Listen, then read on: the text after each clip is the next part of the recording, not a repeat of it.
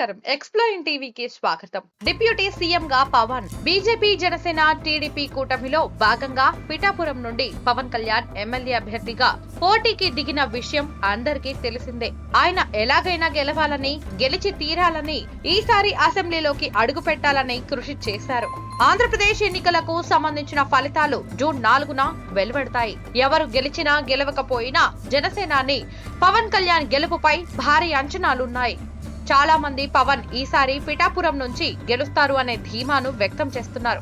2014లో పోటీకి దూరంగా ఉన్న జనసేన పార్టీ 2019లో 5.3% ఓట్ షేర్ సంపాదించింది. సంస్థాగతంగా అధికార విపక్ష పార్టీల కంటే బలహీనంగా ఉన్నప్పటికీ 2014తో పోలిస్తే జనసేన సాధించిన ప్రగతి చిన్నదేమీ కాదు. ఇక 2024 విషయానికి వస్తే మరోసారి తెదేపా జనసేన భాజపాల కూటమితో జత కట్టింది.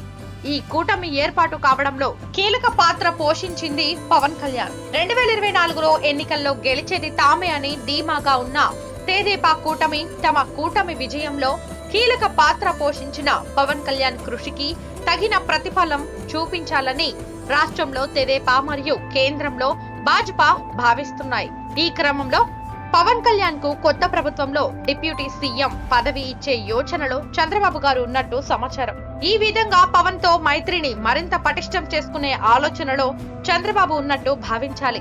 పవన్ కళ్యాణ్ కొత్త ప్రభుత్వంలో అనుకున్నట్టుగానే కీలక పాత్ర పోషిస్తే కనుక జనసేన పార్టీకి, కార్యకర్తలకు, అభిమానులకు పండగే.